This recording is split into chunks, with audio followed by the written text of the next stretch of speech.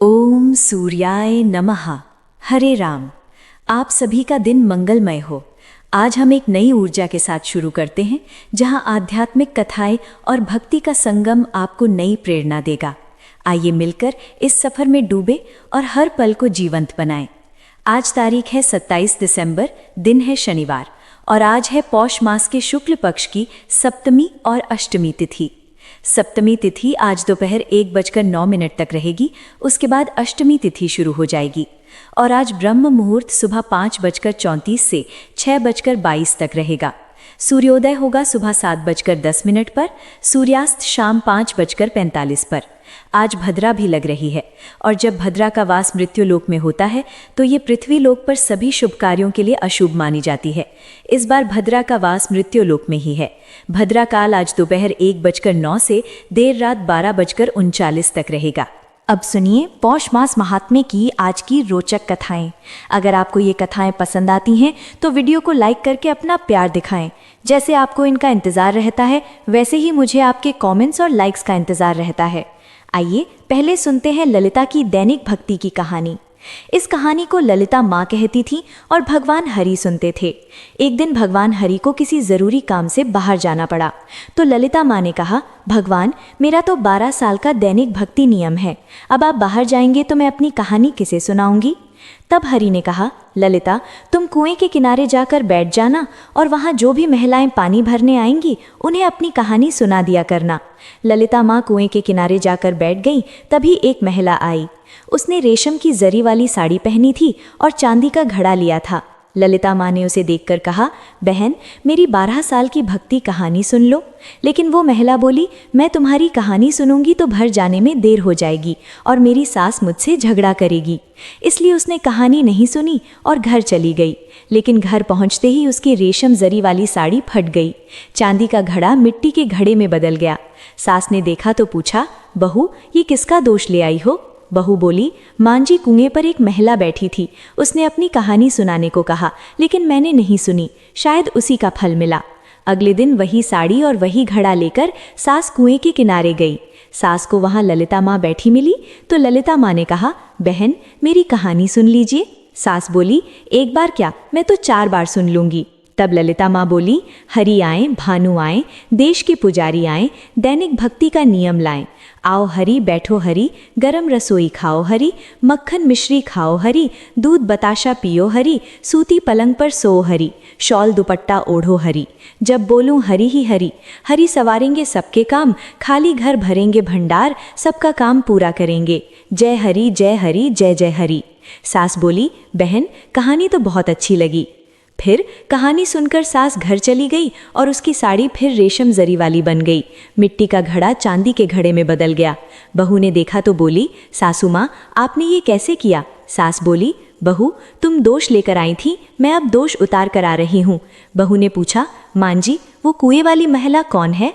सास ने बताया, वो तो ललिता माँ है, वो पुराना नया कर देती हैं, खाली घर में भंडार भर देती हैं, लक्ष्मी का वास घर में कर देती हैं और जो भी इच्छा हो पूरी कर देती हैं। बहू बोली, मांझी फिर तुम मुझे भी ऐसी कहानी सुनाओ। सास बोली, ठीक है तुम भी सुनो। फिर सास ने कहानी शुरू की। हरि आए, भानु आए, देश के पुजारी आए, दैनिक भक्ति का नियम लाएं। आओ हरि, बैठो हरि, गरम रसोई खाओ हरि, मक्खन मिश्री खाओ हरि, दूध बताशा पियो हरि, सूती पलंग पर सो हरि, शॉल दुपट्टा ओढ़ो हरि। जब बोलूं हरि ही हरि, हरि सवारेंगे सबके काम, खाली घर भरेंगे भंडार, सबका काम पूरा करेंगे। जय हरि जय जय हरि। कहानी सुनकर बहू बोली, मांझी कहानी तो बहुत अच्छी है। सास ने कहा, ठीक है अब से हम रोज ये कहानी कहेंगी। अब सास बहू रोज सुबह उठती, नहाती और पूजा के बाद ललिता माँ की दैनिक भक्ति कहानी कहती। एक दिन पड़ोस की महिला आई और बोली, बहन जरा आग देना तो। बहू बोली, आग तो हमने अभी जलाई नहीं। पड़ोसन बोली, तो सुबह 4 बजे से उठकर क्या कर रही हो? उन्होंने कहा, हम सुबह उठकर पूजा करती हैं, फिर ललिता माँ की दैनिक भक्ति कहानी कहती हैं। पड़ोसन ने सुना तो बोली, ललिता माँ की कहानी से क्या मिला? दोनों बोली, इससे घर में भंडार भर जाते हैं, सारे काम पूरे हो जाते हैं, मन की इच्छाएं पूरी होती हैं। पड़ोसन बोली, अगर ऐसा है तो मुझे भी कहानी सुनाओ। बहू बोली, ठीक है, सुनो। हरि आए भानु आए, देश के पुजारी आए, दैनिक भक्ति का नियम लाएं। आओ हरि बैठो हरि, गरम रसोई खाओ हरि, मक्खन मिश्री खाओ हरि, दूध बताशा पियो हरि, सूती पलंग पर सो हरि, शॉल दुपट्टा ओढ़ो हरि, जब बोलूं हरि ही हरि, हरि सवारेंगे सबके काम, खाली घर भरेंगे भंडार, सबका काम पूरा करेंगे, जय हरि जय हरि जय जय हरि। कहानी सुनकर पड़ोसन बोली, बहन कहानी बहुत अच्छी लगी। अब वो भी रोज ललिता माँ की दैनिक भक्ति कहानी कहने लगी। कहानी से ललिता माँ ने उसके भी धन भंडार भर दिए। देखते देखते पूरे मोहल्ले में ये कथा फैल गई और हर किसी की मनोकामनाएं पूरी होने लगी। हे ललिता माँ, जैसे आपने उन सबके भंडार भरे वैसे हमारे भी भरना। कहानी कहने वाले, सुनने वाले और सहमति देने वाले सबके भरना। सभी प्यार से बोलिए, ललिता माँ की जय। अब सुनिए आज का अध्याय। एक बार अमित पंडित फलटन गए थे। उधर गुरुदेव पुणे में समाधि ले चुके थे। किसी ने अमित को खबर नहीं दी। समाचार पत्र से पता चला तो वे दौड़ते हुए पुणे पहुंचे। उन्होंने पूछा, मुझे सूचना क्यों नहीं दी? लोगों ने कहा, तुम कौन हो? गुरुदेव के पुणे मठ में अब अमित पंडित के लिए जगह नहीं थी। माँ, बहनें, पत्नी, पूरे परिवार की जिम्मेदारी थी। गुजारे का कोई साधन नहीं। कहीं नौकरी मिलती तो लोग शिकायत करते कि ये नाम झूठा लगाता है। नौकरी छूट जाती। तंग आकर एक दिन अमित पंडित संत एकनाथ के पैठण गांव पहुंचे। वे उनके घर के पास सोए तो रात में सपना आया। गुरुदेव ने स्वप्न में कहा, पागलपन मत करो, नासिक जाओ, सब ठीक होगा। गुरुदेव की आज्ञा से अमित पंडित नासिक आए। विष्णुपंत खुश हुए। नासिक में नौकरी मिली, घर बसा लिया। फिर वे दत्त मंदिर की सेवा करने लगे। सन 1925 में गुरुदेव की पुण्यतिथि थी। गुरुदेव ने स्वप्न में बताया, इस साल पुणे में मेरी पुण्यतिथि नहीं होगी, तुम नासिक में मनाओ। अमित पंडित ने नासिक में मनाई। महाभोज हुआ। पुणे मठ को सूचना भेजी तो सब हैरान, क्योंकि उसी दिन अन्ना साहब परलोक सिधार गए थे, इसलिए वहां नहीं मनाई जा सकी। इसी मौके पर एक आश्चर्य हुआ। पुण्यतिथि पर बहुत लोग आए। बाजार से उधार माल मंगाकर 2 गुना भोजन बनाना पड़ा। कुछ दिन बाद दुकानदार उधार लेने आया। पैसा कहाँ से आए? अमित पंडित ने मन में कहा, गुरुदेव की आज्ञा से किया, अब वे ही देखेंगे। उन्होंने गुरुदेव की गद्दी की चादर झटकी तो 22 रुपये 10 आने गिरे। बाहर दुकानदार धरना दे रहा था। उधारी पूछी तो 22 रुपये 10 आने चुका दी गई। गुरुदेव की ऐसी लीला थी। अमित पंडित का बड़ा बेटा रोहन 5-6 साल की उम्र में गुजर गया। वो जिद्दी और बड़बड़ करने वाला था। बार बार बीमार पड़ता। एक रात 10 बजे जिद पकड़ी कि मुझे मुरली बजाने वाले कृष्ण की तस्वीर चाहिए। सन 1930 से पहले की बात। बिजली नहीं थी। शाम 7:30 तक दुकानें बंद। अब उसे समझाया, लेकिन वो चिल्लाता रहा। पूछा, रात को तस्वीर कहाँ मिलेगी? उसने कहा, गंगा किनारे मिलेगी। अमित पंडित गए तो एक आदमी टिमटिमाते दिए से तस्वीरें बेच रहा था। उससे खरीदी। पूछा, भाई इतनी रात यहाँ क्यों बैठे? तो उसने कहा, किसी ने बताया था कोई तस्वीर लेने आएगा, तब तक रुको। उस छोटे रोहन में ये ज्ञान कैसे आया? क्या गुरुदेव की लीला थी? नासिक दत्त मंदिर में कोई पुणे से आता तो रोहन चुनिंदा गालियां देता, जो सिर्फ गुरुदेव के मुंह से निकलती थीं। गालियां देते समय रोहन का लहजा गुरुदेव जैसा हो जाता। एक बार अमित पंडित ने पूछा, तुम कौन हो? रोहन बोला, हम कोई भी हो, तुम्हें क्या फर्क? बीमारी में एक दिन उसने दत्त की पादुकाएं मंगाई, छाती पर रखकर प्राण त्याग दिए। अमित पंडित ने काशी यात्रा में विश्वेश्वर से पुत्र मांगा। उसके अनुसार सन 1931 में पुत्र हुआ। नाम दिनेश उर्फ विश्व रखा। मनौती पूरी करने जनेऊ काशी में किया। समारोह में अंतरपाठ धरा तो अमित पंडित ने देखा शिवलिंग के साथ गुरुदेव खड़े हैं। इसी दिनेश को सन 1941 में तेज बुखार चढ़ा। 2 दिन बेहोश रहा। पिता उसके सिरहाने जप कर रहे थे। रात 2 बजे देखा देवघर की तस्वीर से गुरुदेव प्रकट हुए। बाएं हाथ से धोती संभालते दिनेश के पास आए। दाहिना हाथ माथे पर रखा और गायब हो गए। दिनेश होश में आ गया। सपने में देखा कोई विकराल देवी उसे निगलने आई। गुरुदेव ने हाथ पकड़ा और बीमारी ठीक हो गई। दत्तोपंत के साथ गुरुदेव के पास मुकुंद मोघे सेवा करते थे। नासिक के राजद्रोह मामले में पुलिस मोघे को ले गई। दत्तोपंत नहीं थे। लौटे तो घबरा गए, पुलिस मुझे भी ले जाएगी। गुरुदेव ने कहा, मन बेचैन है, 4-8 दिन मुंबई जाओ। वे मित्र भागवत के यहाँ गए। कुछ दिन बाद बाबा साहब को पता चला गुरुदेव को पकड़ने का वारंट जारी। उन्होंने बताया, दत्तोपंत मुंबई से पुणे आए। सीधे गुरुदेव के घर न जाकर भक्त आरना साहब के यहाँ गए। बोले, मैं शाम को गुरुदेव के पास गया था। अब उन्होंने कहानी बताई। एक वन में शिवजी का पुराना मंदिर था। एक अमीर आदमी षोडशोपचार पूजा करता। दोपहर 12 बजे एक गडरिया मुंह में पानी भरकर आता, पूजा उतार कुल्ला करता और शंभू हर हर कहकर जाता। देवी शिव से बोली, आपको घिनौनी बातें अच्छी लगती हैं। अमीर उत्तम पूजा करता, आप प्रसन्न नहीं। गंदा गडरिया झूठा पानी डालता, आप सजा नहीं देते। शिव बोले, मैं शुद्ध भाव अपनाता हूँ, जल्दी रहस्य जानोगी। कुछ दिन बाद अमीर पूजा करने आया। मंदिर ऊपर कड़कड़ाहट, पत्थर गिरने लगे। मंदिर गिरेगा, डर से भाग गया। दोपहर 12 बजे गडरिया आया, कड़कड़ाहट बढ़ी, पत्थर गिरे। उसने सोचा शिवलिंग टूटेगा, कल किसकी पूजा करूंगा, चाहे कुछ हो बचाना है, और लिपट गया।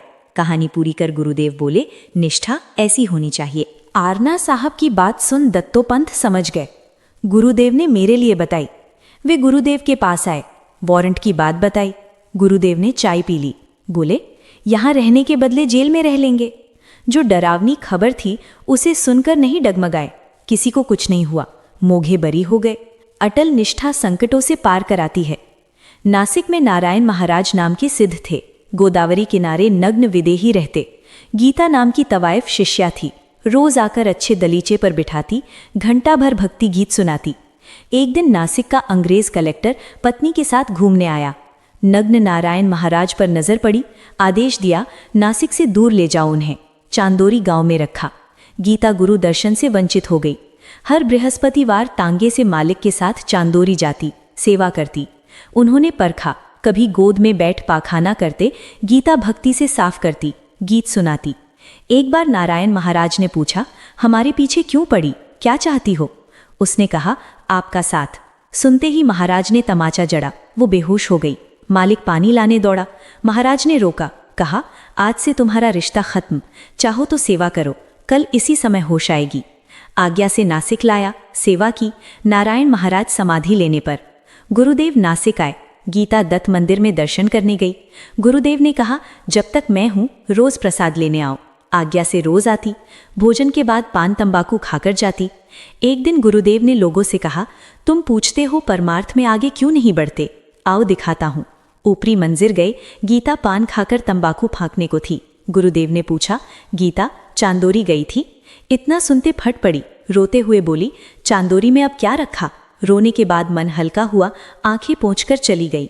गुरुदेव बोले, देखो गुरु प्रेम कैसा है। गुरु नाम सुनते आंसू बरसाओगे, तभी परमार्थ में कदम बढ़ेगा। गुरुदेव नासिक दत्त मंदिर में थे। रोज कोई भक्त नैवेद्य करता। एक दिन गड़बोले का नैवेद्य था। उनके बड़े भाई स्वामी समर्थ के शिष्य थे, इसलिए गर्व था, मैं स्वामी का शिष्य हूं, गुरुदेव में क्या रखा। इस भाव से गुरुदेव को कपकपी आई। कम नहीं हो रही, वे खुद से बातें करने लगे। कोई भोजन से मना कर रहा। गुरुदेव कह रहे, वो अपना है, भोजन लेने से क्या। वे तर्क करते, लेकिन कोई मना करता। आखिर मुंह से निकला, ये मेरी छाती पर बैठा, उठने नहीं देगा। भोजन तैयार, गड़बोले बुलाने आए। कपकपी नहीं रुकी। बोले, मुझसे भोजन नहीं होगा, तुम कर लो, चाहो तो नैवेद्य का थोड़ा दूध ले आना। दूध पीकर सो गए। लगता स्वामी समर्थ ने मना किया। सद्गुरु आज्ञा मानी। गुरुदेव सद्गुरु छोड़ किसी की आज्ञा क्या मानते। गड़बोले के अहंकार से सद्गुरु ने अन्न लेने से मना किया। गुरुदेव नासिक में थे। सुबह छज्जे पर खड़े, नीचे सड़क से फकीर जा रहा। गुरुदेव को देख आगे पीछे कदम करता अड़ा। लोगों को भेज बुलाया। किसी ने पूछा, फकीर जी तंत्र मंत्र बताओ। वो बोला, तुम बच्चे हो, बाबा देखेंगे तो बताऊंगा। गुरुदेव के कहने पर कोरे कागज पर पेंसिल से लिखा, फर्श पर रखा, रुमाल से ढका। मंत्र पढ़े, रुमाल हटाया। कागज नाचते लोगों की ओर बढ़ता, पीछे हटता। कई बार हुआ, लेकिन किसी को छू नहीं पाया। फकीर ने 3 बार कोशिश की, कामयाब नहीं। बोला, हमारा जादू तुम्हारे लिए नहीं। सलाम कर पैसे देकर विदा किया। गुरुदेव ने बताया, कागज छूता तो गर्दन मरोड़ी जाती। उनके प्रभाव से जादू बेअसर किया। पुणे में जंगली बाबा सिद्ध थे। नाम पर बड़ा रास्ता बना। पहले जंगल था, इसलिए नाम जंगली बाबा। एक दिन गुरुदेव गए। जंगली बाबा ने परखने को मंत्र फूंका। गुरुदेव का शरीर अकड़ गया। लेटकर मारुति जी का चिंतन करने लगे। रात भर सोए। सुबह जागे। जंगली बाबा हैरान, शाबाशी दी, आदर करने लगे। ठाणे के केशव गुप्ते गुरुदेव के भक्त थे। समाधि से 3 दिन पहले स्वप्न में आए। कहा, दर्शन चाहते हो, आ जाओ। मैं चला। गुप्ते ने ध्यान नहीं दिया। दूसरे दिन फिर सपना, फिर ध्यान नहीं। तीसरे दिन सपना तो पूड़े लोड़े। वैसा अनुभव गोदू ताई को मिला। सपने में कहा, मैं चला, तुम क्या बैठी हो। गुरुदेव की गिरती हालत से दत्तोपंत अनमने। नासिक के अवधूत बाबा पुणे आए, मिलकर शांति पाने गए, लेकिन नहीं मिले। रास्ते में फकीर मिला, बोला, तुम्हारे बाबा ने अच्छा किया, पका फल पेड़ पर कब तक रहता, अल्लाह अच्छा करने वाला। उसकी बात से चैन मिला। गुरुदेव नासिक में थे। एक बंगाली साधु आते, 11-12 बजे आते, अन्न ग्रहण करते। उन्मनी अवस्था में पत्तल की चीजें मिलाकर खाते। पत्तल सामने गोसाई के द्वार फेंकते। गोसाई गालियां देता, वे हंसते, नकल उतारते जाते। देह पर कभी लंगोट, कभी चिथड़े, कभी नया धोती कुर्ता। कोट सिद्ध थे, लेकिन पागलपन ओढ़ा।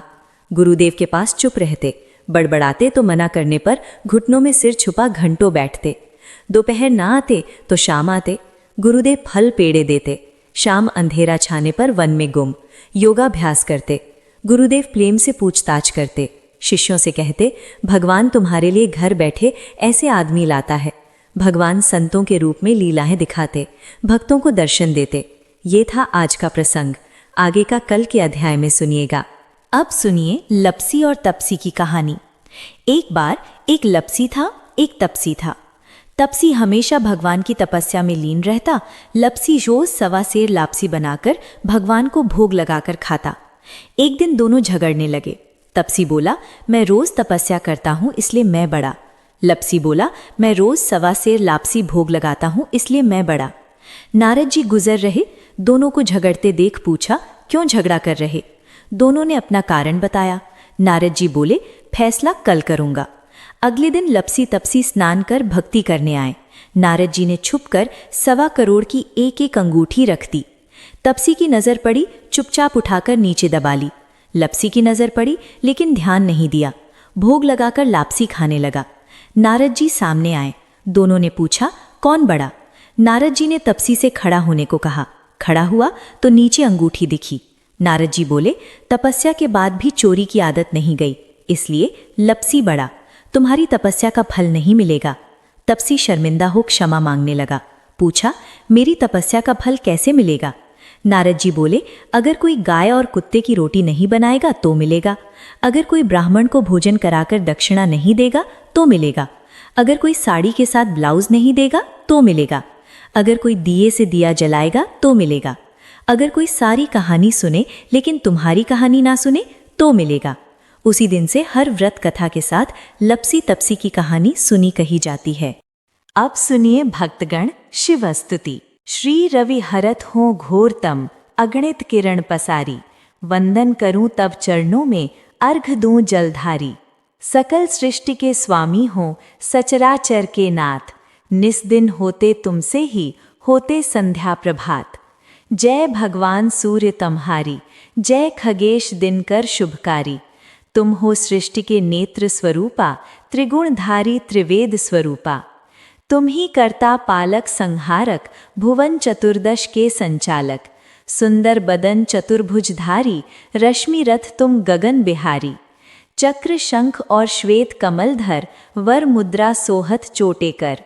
शीश मुकुट कुंडल गलमाला, चारु तिलक तब भाल विशाला।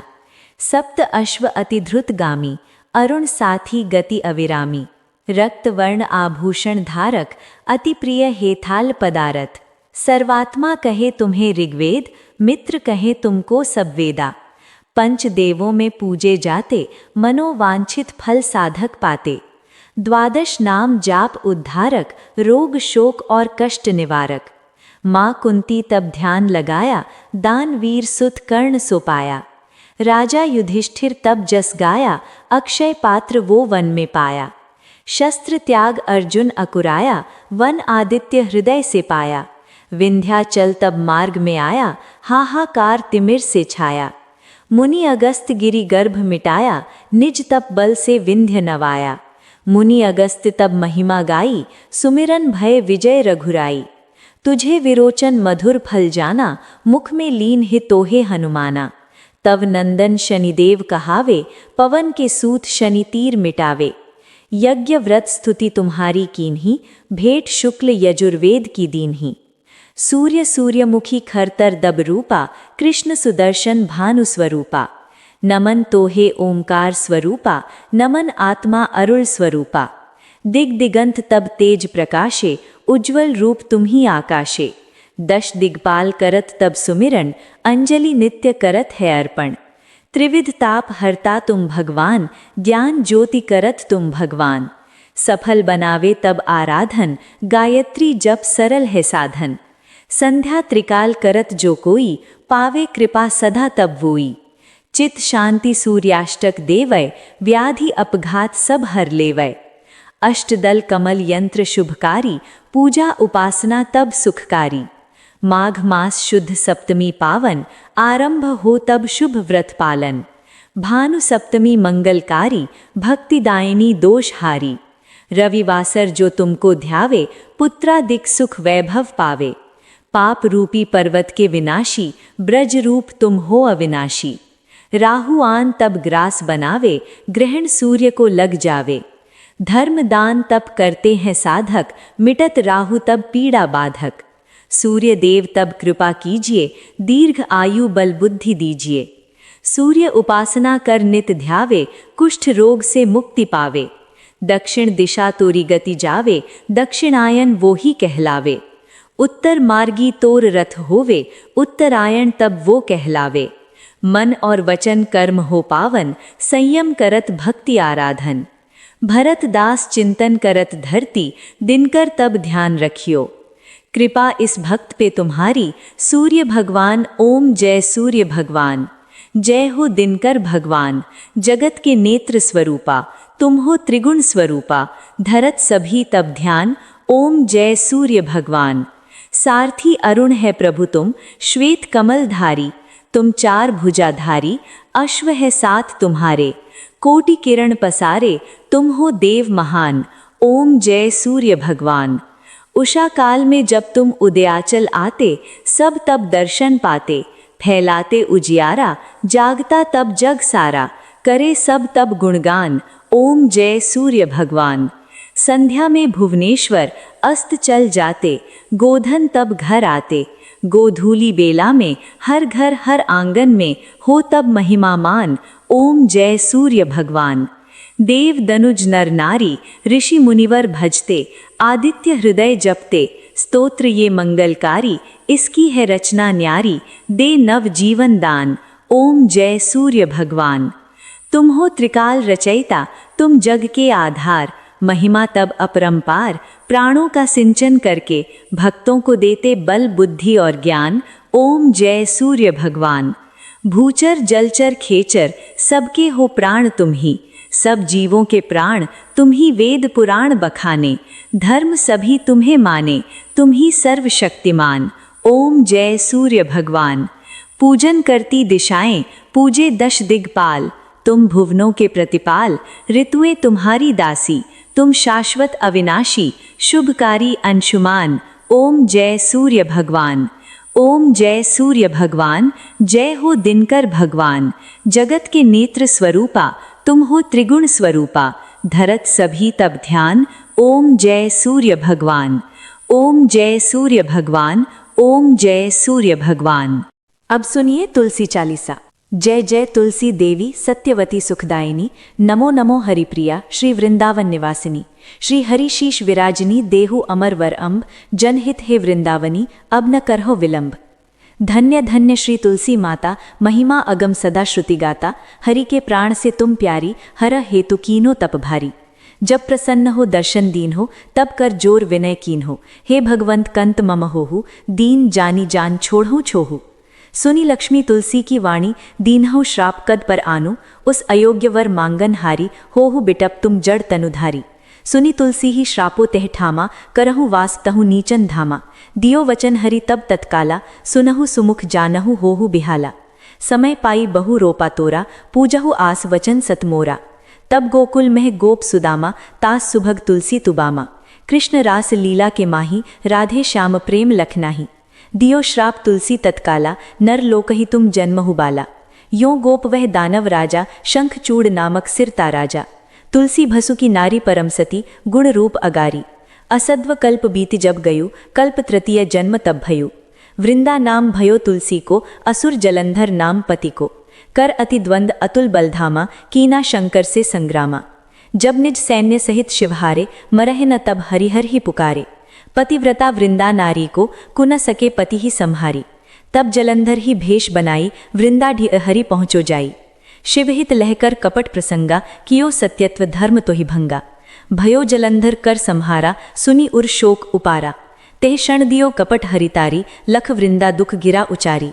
जलंधर जस हऊ बीता सोई, रावण तस हरि ही सीता।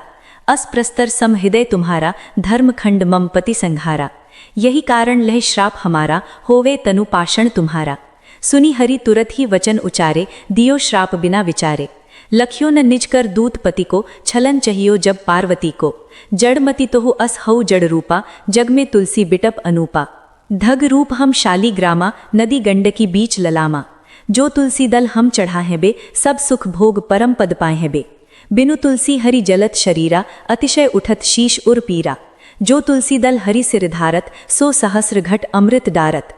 तुलसी हरि मन रंजन निहारी, रोग दोष दुख भंज निहारी। प्रेम सहित हरि भजन निरंतर, तुलसी राधा में ना अंतर। व्यंजन हो 56 प्रकारा, बिनु तुलसी दल ना हरह प्यारा। सकल तीरथ तुलसी तरु छाही, लहत मुक्ति जन संशय नाही। कवि सुंदर एक हरि गुण गावत, तुलसही निकट सहस गुण पावत। बसत निकट दुर्वासा धामा, जो प्रयास ते पूर्व ललामा। पाठ करह जो नित नर नारी, हो वही सुख भोग त्रिपुरारी।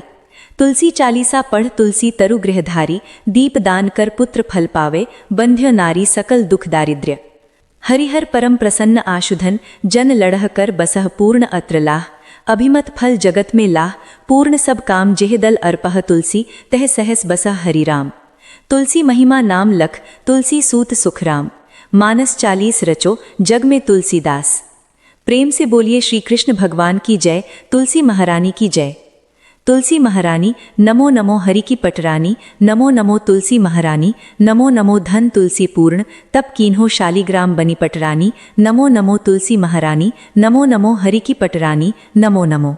जाके पत्र मंजरी कोमल, श्रीपति कमल चरण लपटानी। नमो नमो तुलसी महारानी, नमो नमो हरि की पटरानी, नमो नमो। कौन महीने बोई रानी तुलसी, कौन महीने हुई हरियाली। नमो नमो तुलसी महारानी, नमो नमो हरि की पटरानी, नमो नमो। कौन महीने हुई तेरी पूजा, कौन महीने हुई पटरानी। नमो नमो तुलसी महारानी, नमो नमो हरि की पटरानी, नमो नमो।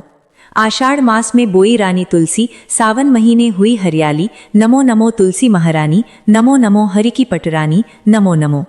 कार्तिक मास में हुई तेरी पूजा, मंगसिर मास हुई पटरानी। नमो नमो तुलसी महारानी, नमो नमो हरि की पटरानी, नमो नमो। धूप दीप नैवेद्य आरती, पुष्पन की वर्षा बरसानी। नमो नमो तुलसी महारानी, नमो नमो हरि की पटरानी, नमो नमो।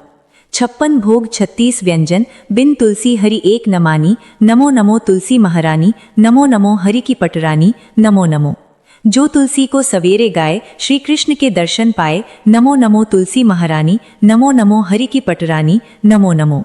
जो तुलसी को दोपहर गाए, खीर खांड का भोग लगाए। नमो नमो तुलसी महारानी, नमो नमो हरि की पटरानी, नमो नमो। जो तुलसी को सांझ गाए, श्री कृष्ण की आरती उतारे। नमो नमो तुलसी महारानी, नमो नमो हरि की पटरानी, नमो नमो। जो तुलसी को रात गाए, श्री कृष्ण के चरण दबाएं। नमो नमो तुलसी महारानी, नमो नमो हरि की पटरानी, नमो नमो। सब सखी मैया तेरो यश गावें, भक्ति दान दी महारानी। नमो नमो तुलसी महारानी, नमो नमो हरि की पटरानी, नमो नमो तुलसी महारानी, नमो नमो हरि की पटरानी, नमो नमो। प्रेम से बोलिए श्री कृष्ण भगवान की जय, तुलसी महारानी की जय।